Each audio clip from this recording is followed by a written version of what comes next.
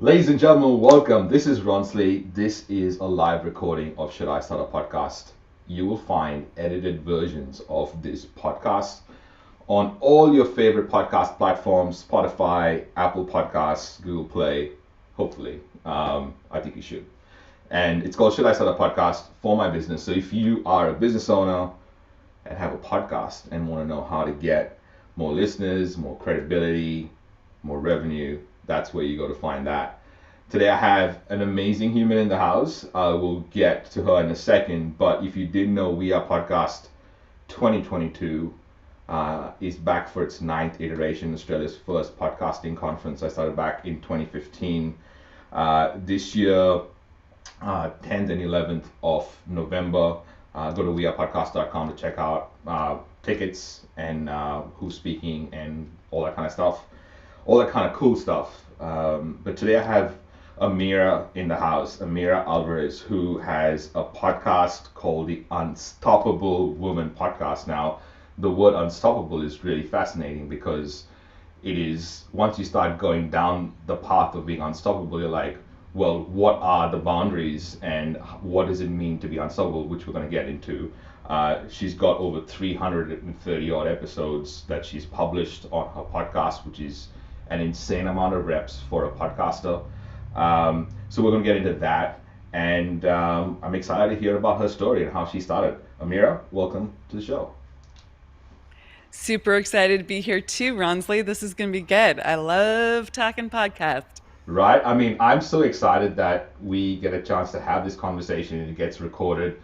We could have easily had this conversation separately, I suppose, and kind of go, hey, how did you work this thing? Because you've got these different, uh, you've been through a journey, you've seen a lot. Let's go back. If you go back and you think about your entrepreneurial journey, what stands out? What is the memory that comes to mind when I ask that question?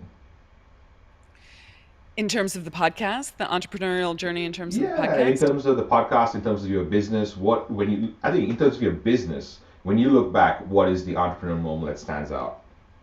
Yeah. So here's the thing. I think with there's a lot of different moments in growing a business that are really poignant and salient. One of the biggest moments was when I had that sort of come to Jesus moment where at the end of the day, my husband was calling saying, "Hey, dinner's ready." And I was still trying to get one more thing done because I was an entrepreneur and I had a to do list that was never ending. And I didn't know how to self manage. And I was like, "Hey, babe, just I'm going to do one more thing and I'll be right down." And it was like an hour later and he started dinner and he didn't guilt or shame me. He was a good guy. Um, but I was like, wait a second, something's not right here. If I am so smart, if I'm such a hard worker, if I've got such a great business, why is this so hard? Why am I hitting a wall and struggling and don't have mastery over myself, my time, my freedom, which is why many of us go into our own business and making money. And I took a really hard look at myself because that evening I had been working all day from crack of dawn until 6:30 at night, and I hadn't showered, I hadn't changed, I hadn't brushed my teeth. Like I was like fully focused, but I wasn't really getting ahead. So that moment was, I would say, my big aha moment with business, that there had to be a different way. And I went and I started to study success and what it takes to actually break through. And I spent, well, I still study success, but I spent a huge amount of time. And that year, like just to connect the dots on that year, I went from making 138K to 700K in 1 year. And that was as a basically solo entrepreneur with one, assistant, virtual assistant. That was a huge breakthrough for me. And I was like, wow, okay. Can I do this again? Can I teach other people to do it? And that in a nutshell is what what I've really studied and mastered and teach. And there's a lot to it, but that was the breakthrough moment. Yeah, like And it's a lot of what I teach on the podcast too. Like yeah. that's like I teach success mindset, success strategies because Let's that's near and dear to me. let's talk about that. Let's talk about success. I, through my journey as an entrepreneur, I've had different variations of the word success and what it means to be successful. And I think even defining it, a lot of us don't even get a chance to define it or get a chance to even think that we can define it. Let's let's focus on success. What do we need to know, and how can we look at success differently or more in a more holistic way? Probably is a better way of asking that question. 100%. So for me, I'm going to be truly transparent. In that moment, in that year, I was like, okay, I've got to break through. And I set a financial goal. That was what success meant to me in that year. If I could just get here, it was the $1 million mark. If I could make seven figures in a year, I was successful. And that might be a very small minded definition of success, but I will tell you, it hooked me emotionally and it got me out of bed metaphorically. So I would do the hard things that were required of me to grow into the person that I actually wanted to be. And as a result, I felt successful. Now, the goal, the little carrot was the money. And that was really actually quite important to me and was the first layer of success. Now, with 2020 hindsight, I know that what truly feels successful is being having mastery over yourself and understanding what motivates you and how you can actualize the ideas you have into reality. And if you're able to do that, if you understand the process for that, and there's a methodology to it, and when once you get it, it's like, oh, that's repeatable and I can do that, and I know myself well enough that I can then actualize what I want. That to me is what success is, because then you can put it towards freedom, free time, um, great relationships, anything you want, Of right? course, of And course. but the foundation is you trust yourself. You have that self-authority internally. It's a great point because success could mean different things to different people, and then if you actually start with yourself, is it's probably the best way to kind of look at success. So mastery over self, you mentioned that. What do we need to be doing regularly to have mastery over oneself? And I have my version, but I'd love to hear yours first, and then maybe we can jam on that. Yeah, I'd love that. So I think it starts with self awareness. Like you have to have a level of willingness to look at yourself and in a way that then becomes an applicable plan rather than just navel gazing. So it doesn't work to not look at yourself and think that the outside is the only thing that matters. Really, truly, you are first cause. You are the cause of everything that happens in your life, right? Like you have to understand that the law of cause and effect says for every effect that you want, every result that you want, there is a cause. And the cause before the cause is you. Okay? So who are you being? How are you thinking? How are you showing up? What is the filter with which you see the world and look at the world? Because that's going to uh, determine what opportunities you act on, what you do with your time, how you manage yourself, and you will get different results, whether it's in marketing or sales or the visibility with your podcast or any number of things that are business related. I think it does start with self awareness and then understanding how to take that awareness and apply it to what you want and be willing to change who you're being. So that means you have to change your beliefs about yourself and the way the world works and your identity and self-image in order to not keep doing the same thing you've always done but do something different. Wow, that was baller. Okay, so I am on 100% on the same page. I feel like one of the things you mentioned, self-awareness, you mentioned filtering the world, and then using that to apply that to something that we want to do. I, for one, had responsibility, which is kind of simple. It's similar to like self-awareness, like taking responsibility of the fact that you wanna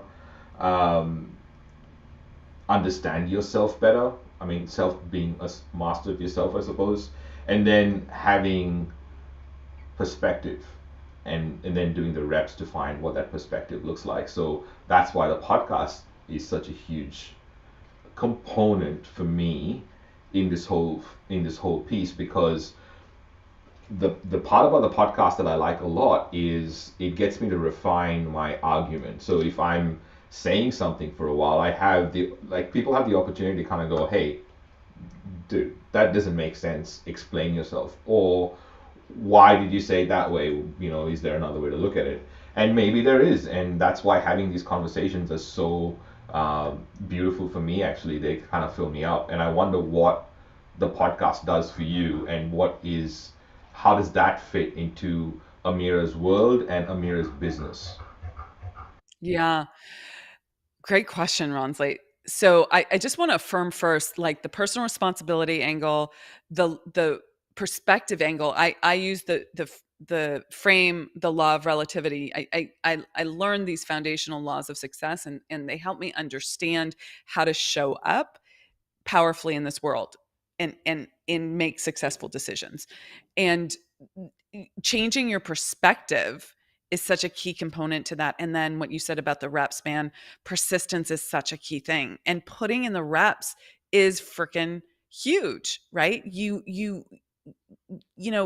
have to put in the reps. I can't say it any other way. You have to just stick with it, and you don't always see the results right away, and you still have to stick with it. That's one of the challenging aspects of being in business and podcasting and all of that, especially with podcasting, right? Like you putting stuff out there, and although you have dialogues with other people on the interview, when you do the interviewing, and we do interviews, I do coach, we do something called Coaching Uncut, which is uh, our clients, some of our clients let us put their coaching calls on the podcast so people can learn from the coaching I'm giving them, which is incredibly generous. And then there's the teaching content that I do. So that there's been reps on all of those. And the coaching content is, there's not a lot of reps on that per se, because I'm fully focused on the coaching,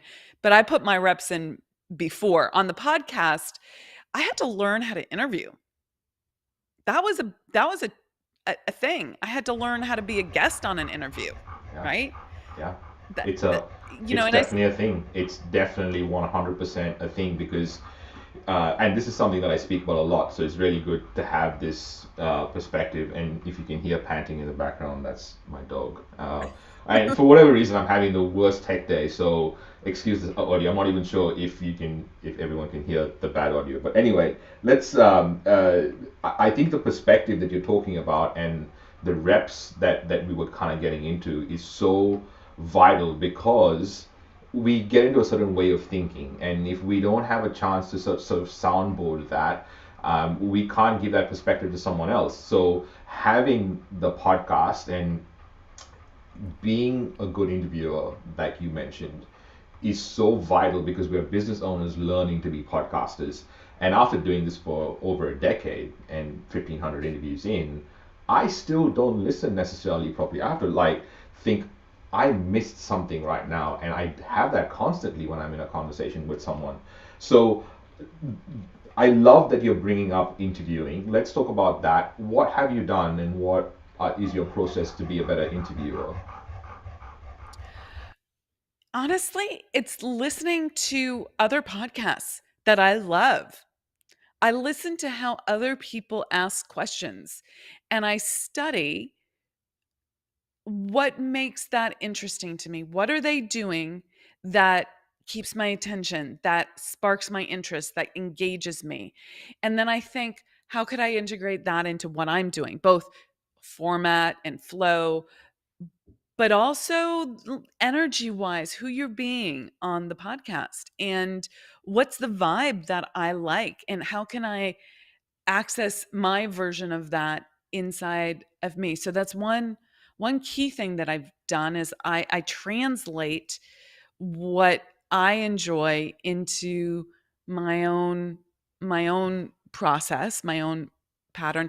And then, when I teach business owners how to really have a highly authentic, integrated of service sales conversation with a prospective client, one of the things that I'm kind of in their face about is I have this thing. I'm like, shut up and listen, right? I'm just like, come on, shut up and listen. And although I want to add perspective and keep the conversation flowing in the interview process, I really practice being quiet and listening so that I can capture that next thing that I think is going to be an interesting point to follow and explore. And then I'm not afraid to interrupt either. I think there's an art to that. Of course, it's I remember that when I first started podcasting, I had done over 60 odd interviews or 70 odd interviews, and they were all online at the time. We were using Skype, and I did my first in-person interview with a mayor, and it was so different. And I realized at that point, even though I was doing it in a certain way, every different situation makes it a different situation. It's like you've got to learn to maintain eye contact. You've got to learn to have the question there. It's a I love the art of interviewing because I feel like my only job as a host is to get someone's story right. So to that point, when you look back at your podcast and you look at 300 odd podcasts that you've done, which one stands out and what Mm. conversation for you is like, I can't believe I had that conversation? Oh, that's a good question. Well, when you say 300 odd, I just got word that we're about to drop our 387th episode. That kind of blows my mind. Uh, I'm very I'm very proud of our team for putting that out.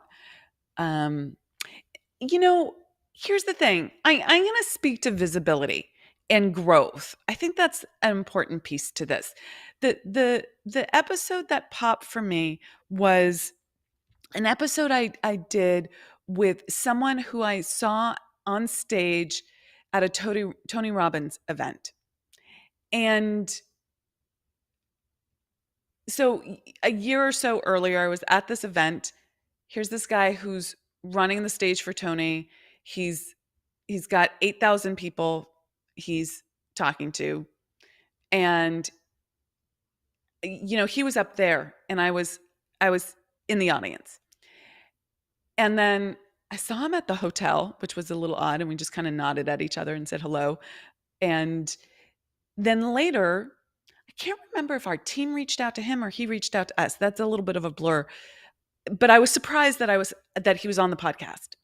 And we had a freaking blast. And it stands out to me because it was the first time that I had, and it wasn't that long into the podcast, maybe a year and a half into the podcast, where I felt like I had this big name on the podcast and we were riffing and having fun. And he invited me onto his podcast twice. And it was, I felt like I had reached the big time, even though, I'm still growing and I'm nowhere near where, we could be with the podcast. I have big goals and big dreams. But that stood out because I felt like I had crossed a visibility barrier for myself, that I was no longer willing to say I'm not there yet. I'm playing small. Does that make sense?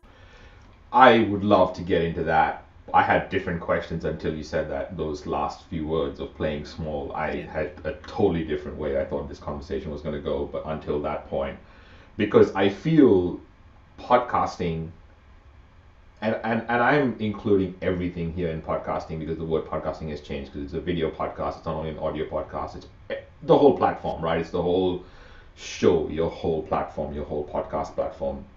Um, and I feel one of the things that is not spoken about is how deep and intimate it is to actually share your voice and speak your truth.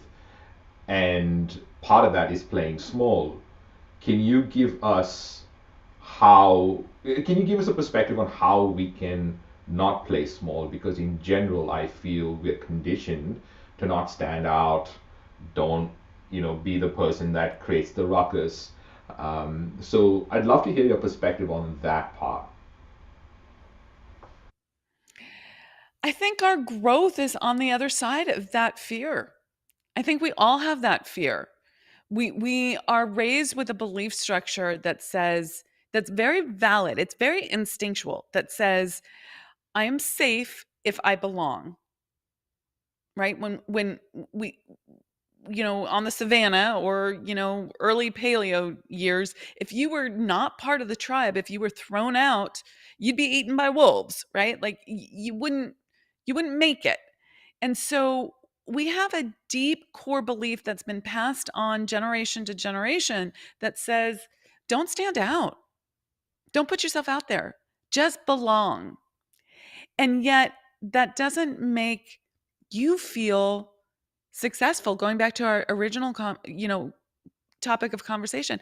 It's we also want to express ourselves. We also want to be unique. We also want to shine our light in this world. So I think there's this real big push pull between I want to be safe and then we make ourselves small and we don't want to deal with the visibility and we're afraid of making mistakes. We're afraid of putting our foot in our mouths and and I did that with another big name, Ronsley. I just want to go off on a little tangent here. I had another big name on my podcast, and I did all this research on him, and it turns out he was just on a book tour and was going to give me, 20 minutes for dropping the talking points, which was not the best kind of podcast. I don't know if you have ever had that experience where it's not a real conversation; it's just like a talking point. Um, Situation. But I had done all this research. Have you? I have Yeah. totally, and I'll talk about mine, but let you finish your story. Okay. And so here's this big name, and I'm kind of thrown by how he's just doing this talking points kind of thing. But in the middle, I interject one of the questions that I had prepared, and I'd done all this research, and because the podcast is called The Unstoppable Woman, that's our podcast, and I wanted to understand something about his relationship with his girlfriend, now wife, who helped him move through some bits in his business. And I called her by the wrong name. I'd done all this research, and maybe her name was Michelle, and I called her Melissa, something like that. And uh, he taught me, as aside from the talking points being annoying, right? He taught me in that moment. He's like, "Oh, your audience will love this. It will keep you human to them. They'll eat it up. It will be one of the favorite things that they hear." And that just stuck with me, that I was so concerned with not making a fool out of myself, making a mistake. Not that it came across as like too prim and proper, but I was internally committed to that. And that was just such a big lesson to just roll with it and laugh at yourself and have some humanity, because we are all human and we don't have to show up perfectly to be successful in business. And it's actually one of the things that makes you successful. So Right, there you go. to kind of like, show your real self, I suppose. And everyone talks about authenticity, and let's find a way to create authentic content, and it's exactly that. It's just showing everything and all the parts that, you know you don't want other people to know. There are different parts about yourself, and even knowing that there are parts that you know about yourself, there are parts that others see about yourself that you don't know about yourself. There are parts about yourself that others see and you don't know, and no one else knows, and you've got to find out that everyone sees that about you, and you're just taking it for granted because it's a thing. And I love that we've gone down this road because you're talking about people getting people on your podcast. And when I started this 10 years ago, before my first episodes were even published, I remember interviewing um, Daria Rose, Dr. Daria Rose, who's Kevin Rose's wife. She's a PhD in food.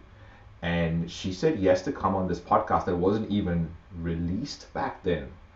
And I have to say, I haven't thought about that story in a long time until you just told yours. So I thank you for that because I, for 100% fact, know that that gave me confidence. That she said yes. I had that conversation. I was very nervous. Um, I had never done any interviews before, and I have to give credit to the fact that she allowed herself to come on this podcast that had never existed. So I'm very grateful for all those people that have indulged in my little experiments, as I call them, because these are like little experiments, and I show different versions of myself in the sense that I've changed a lot as an entrepreneur and as a podcaster. What has your journey been like, and what do you see as, okay, these are my growth points? You mentioned the 700 k in 1 year, then you went to a million. What has been that journey like when you think, oh, I've had to learn these lessons to get to this step? Specifically around the podcast or around the business, Ronsley? Around both. I'm assuming that the podcast is part of the business, is part of the podcast, is part of the Yeah. business. So however you want Yeah. to look at that, like I feel it supports both. And maybe we start with that. Like how does the podcast fit into the business? And then maybe that follow up with that question. Yeah, and I'll pull back the curtains on where we're at with the podcast. There's some growing pains around it. I love the podcast. I love doing the content development. Like we do all these different kinds of uh, episodes. We have the, like I said, the guest episodes, the coaching, and then I do these deep dive teaching content pieces because I'm a teacher at heart and I love teaching this material, this how to manage yourself for success, right? Because it's 80% inner game in business. And the podcast has been a great source of clients for us. My marketing team loves it and hates it because you can't really, there's not a lot of back end analytics in the same way that, say, a Facebook ads campaign gives you analytics. So there's a way in which you have to step into receiving, really trust that it's working, come with a perspective like I understand that you'll be compensated according to how much value that you add into this world. And so I start with giving, and this is my way of giving. Like there's so many people who listen to the podcast who will never become a client, but I fill out my, like if you think about this cup, you have to keep, the more you give, the bigger your cup becomes, the more you can receive. And so I keep adding value, I keep giving, and that's my perspective on the podcast. And as a result, people listen to the podcast, they listen to the interviews, they listen to the coaching, they listen to the content.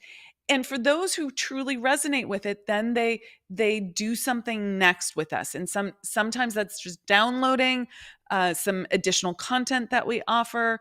Sometimes it is because we have great resources for people that we mention. Sometimes it's coming to our summits that we mention.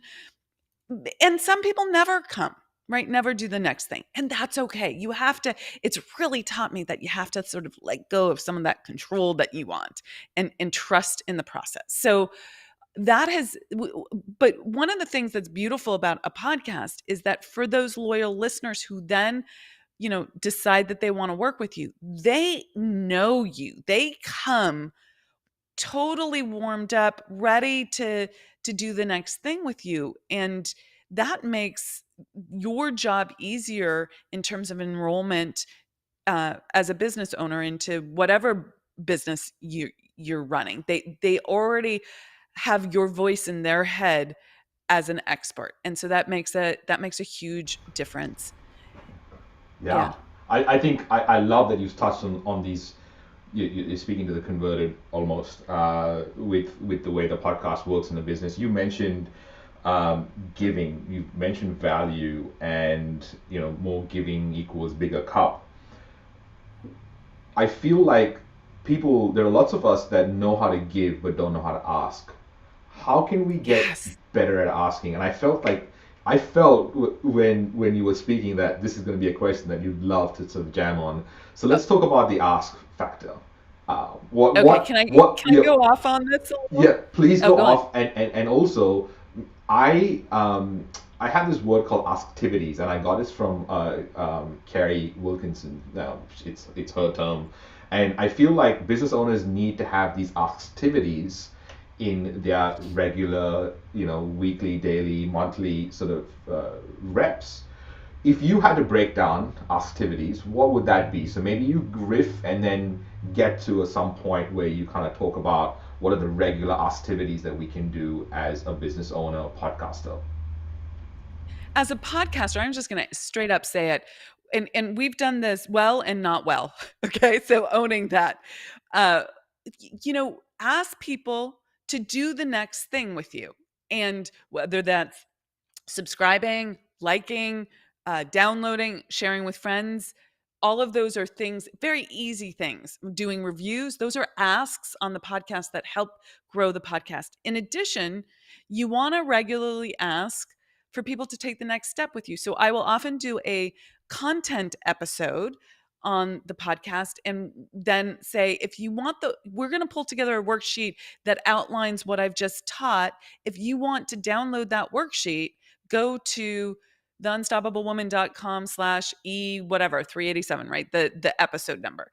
And not everyone will do that, but some people will, and they want that next thing, and then they're on your email list. So that's a regular ask for us. And then additionally, we do asks on the podcast, particularly around events that we're doing. Because one thing that I love to do is teach. So we have a 3-day summit called the 7 Laws to Seven Figures Summit, and so we regularly share about that and invite people to come to that.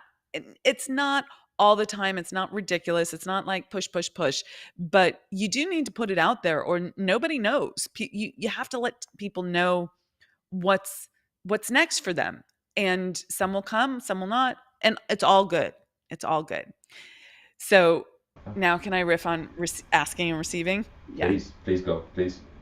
Did you have something on that you wanted to speak to? No, no, I think you were absolutely on point. I wish you just kept going. So riff on asking, like just keep going. I feel like that was just the foundation for what was to come next. So please keep going. Okay. So we all have a masculine essence and a feminine essence in us. And the masculine is very directive, it's very linear. It's the part of us that asks, that goes out into the world and hunts. Okay? That's the masculine essence. And so you have to tap into that and be able to ask. Now you also need to tap into your feminine essence, which is what allows you to receive. And you have to be able to open to that.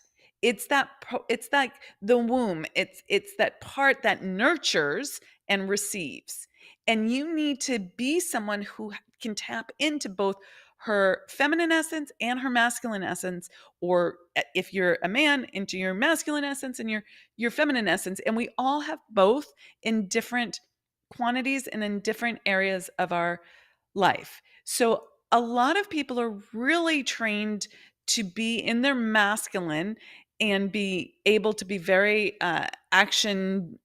directed action oriented, but don't know how to receive support or to receive money. And both of those things are absolutely critical in business and in podcasting, both, right? And. So you need to the part of me that was talking about, or the when I spoke earlier about saying, you know, there aren't the great analytics. You can have some analytics with podcasting, but you don't have that like really critical data. Like you don't know who's listening in some ways. And you just have to trust that you're supported and that you will receive. That's stepping into your feminine.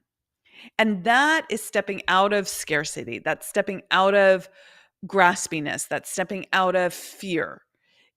And yet you need to be able to, at the same time, trust but ask.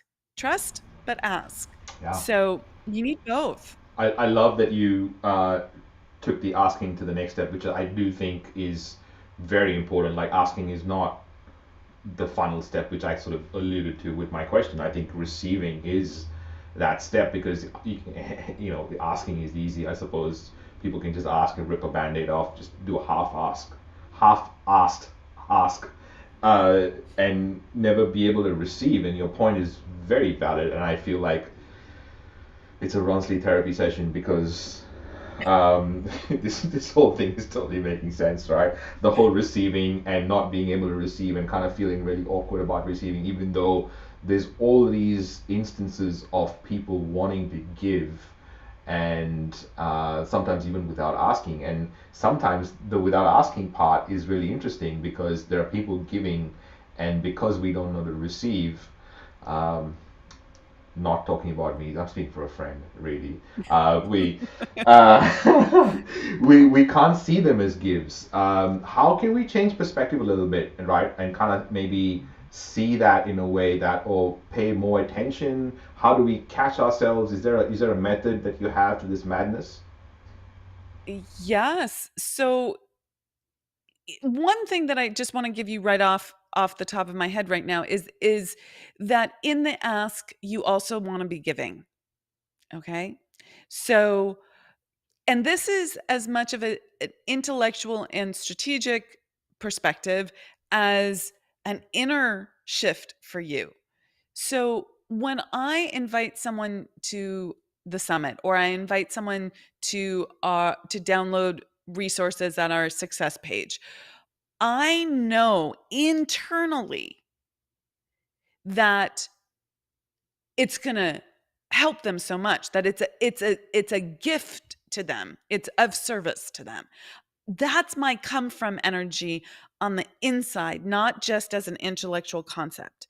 So when I say, hey, do you want to come to the summit? Or hey, if you want this download, please go to our success page, right? Whatever I'm saying, I have a come from energy that is embedded in that ask, that I'm giving something stupendous, really amazing, tremendous, extraordinary. And that doesn't come from a lack of humility.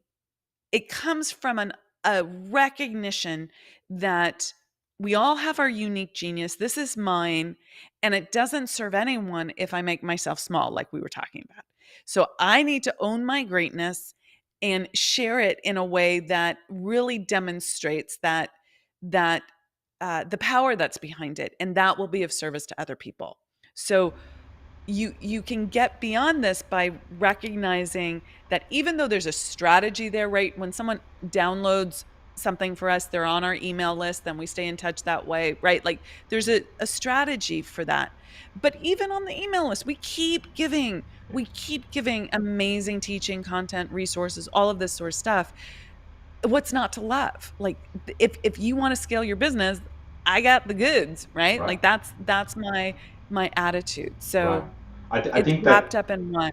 I think that idea of really owning our greatness is part of the giving, part of the receiving. I love how this has all come full circle to the whole self mastery part that we started speaking about at the start of the conversation. And you keep mentioning podcast stats and how podcast stats are different, I suppose. So I wanted to speak a little bit about that for a second, because a podcast listen is not like any other form of like content that exists out there. Every other form, especially if it's audio only, especially if you're consuming this. I know a lot of, it's really interesting because I just started doing these lives and the recordings live, in which then the team takes this and edits this down, and it becomes a very fully edited podcast, which is half the length of this entire live, which is fascinating. But the podcast is the engagement part of the attention and sales. So the know, like, and trust. The podcast is the like factor, and no other form of content you can consume while you're doing other things. Everything else, you got to stop what you're doing to consume it. So the the the listen you get on a podcast is very different to a swipe of a reel or a click on a Facebook ad or someone watching a video or reading a blog post. Very different to someone listening and being plugged, having your voice plugged into their ears.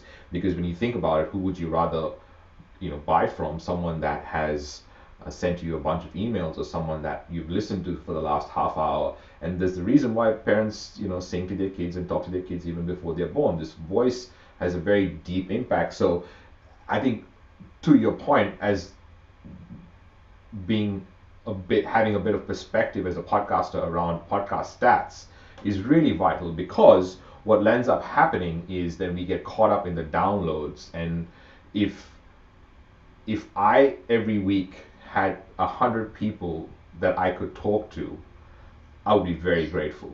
But for some reason, 100 listeners a week is not a grateful amount for a new podcaster who's never done a podcast in their life before. It's really weird how we have these um, boundaries that we put on ourselves. So maybe I'd love for you to talk about that, because I think that that is your jam. The idea that we put these little boundaries and we stop ourselves, right? And we want to be more unstoppable. And I suppose the starting point is removing the boundaries. Yeah, it's removing the boundaries, and in this perspective, it's understanding where you're going and what it's going to take to get you there. And I would can we turn the tables and give you the mic for a moment, or again, because you're the expert in building the podcast. My strategy has been give good content, do it consistently, do it 3 times a week, put it out there, and love what I'm doing. That's been my strategy. Okay, maybe a little bit more than that, but full transparency, you know, it's been a wing and a prayer a little bit, and we just recently hired a you know people who know better than we do to manage the podcast, and that's been a learning curve because they're not perfect either, and it's an evolution. So I really think, I mean, my big thing around the numbers there, Ronsley, personally, is like I look at them, I don't have a comparison mark, except I can go, okay, well, so and so has this many downloads, maybe I need that many downloads. But like it's ridiculous, and that's where people like you come into play, because I know for my clients, when they tell me like open rates or download, like conversion rates from webinars, I'm like, you're doing great, and they're like, really? I thought I sucked. And there was like, no, you have no idea in the industry Yeah. what it is. Yeah. So Let, um let, let me yeah. speak to that for a second, because I feel the first most important metric any podcaster needs to look at is the reps, how many episodes they have published. Mhm. Hands down, that is the most important number. The next number from that is how many people have replied back to you, right? If you want to really keep track of the proper number, and this is why even one person replying back is amazing, is like a great thing. What do you mean by reply back? Like making a comment in a Yeah, podcast? yeah, like Okay. Cool. someone engaging with your content, which is probably one of the big mistakes that business owners don't do. They do lots of call to actions, but no call to engagements. And that's why having call to engagements in your podcast is vital. And we don't know that. We're not podcasters by trade, right? I need I needed to hear that, Ronsley. Totally needed to hear that. That's Oh my God, owning that. Okay. that Thank is you. so funny. I mean, I wanted to talk about that as initially, like I thought to myself that I wanted to cover call to engagements in this episode, so it really happened to be amazing that it happened in the conversation. But call to engagements is when someone engages with your content that they're listening to at this moment, which is for me gold. And I find that people are listening to this and commenting on this whole live video towards the end, or like watching parts of it and saying, hey, I thought you were asking these questions for me, which is so amazing and so fascinating. And the edited version of this podcast, which gets cut down and rearranged, becomes consumable, becomes like a chapter in a book, will get released in February because this is just a recording, but it's still going live everywhere, and you've connected your socials. And I find that this method of doing it allows for more spontaneity, but also separating the recording process from the publishing process, but still having visibility right through. But the key is to kind of go, well, if you're still watching and this is still making sense, what is landing right now? Like, what have we spoken about all this time that is making most sense to you? And that is gold, because we don't know what's landing with people, right? And getting that perspective as a host is like, I pay $100 for each one of those perspectives, to be honest. And the next really important metric is, who am I interviewing who has my target market but no competitive overlap? They do different things to what I do, but they have the same audience, and I want to co-create with them. You're a great example, right? I want to co-create with you for my audience, because what you bring is not something that I would bring to the conversation. And I'm Can in my, can yeah, I ask you a question about that? please. I would love your perspective. So, because I have gone back and forth and like I've had to do my internal work on this. There are a lot of amazing uh, women entrepreneurs who are either in the same lane as me or very close. So you could say that they're competition, and I put that in quotes. Uh, and I've really worked on my internal game not to be in competition, to work on the creative plane. So can you talk to me about whether I've been uh, naive, stupid about that, like in terms of having people that are in the same, in theory that we're not. I love doing podcasts like this because we're not in the same exact lane. But like, what do you think about Yeah. the like being in the same lane with someone? I think that's the next step, and I love the abundance mindset. I think having that attitude in general is really good. However, to create for an audience that loves a perspective, right? That you care about, because you're doing it in a certain way and you're doing it different to everyone else. Now I'm in a unique position that not no one really is doing podcaster business owners. Very Mhm. specific. There's very it's very there are different people talking about monetizing a podcast, but no one's really kind of helping business owners that have a podcast grow their business using a podcast. So for me, it's different. But then for a coach, the first thought is like, oh, I have all these other coaches that I can interview. However, if we step back a bit and kind of went, who has the market but doesn't do what we do, we open parallels that other people can't open, right? Which are, Yeah. for example, as a coach, website developers, portrait photographers, co-working spaces. Those are places that people don't even think about straight off the bat, right? And again, if you create like progressive accountants, progressive lawyers for entrepreneurs, like Mhm. when you think about that, you're going, hold on, I can create a podcast that is not only about coaching, not only about a certain way of thinking or a certain mindset way, but a way that benefits my audience, just like you're saying, in a giving manner, through having all these other partners as part of my process. And then it's very simple to go, can I do a training to your people? Or, like, Mhm. that's just the logical next step. So that's why I say start with same target market, no competitive overlap, because then you start creating a unique show that not everyone can create because they're not even thinking on those lines. Is that landing? Does that make sense? Yeah.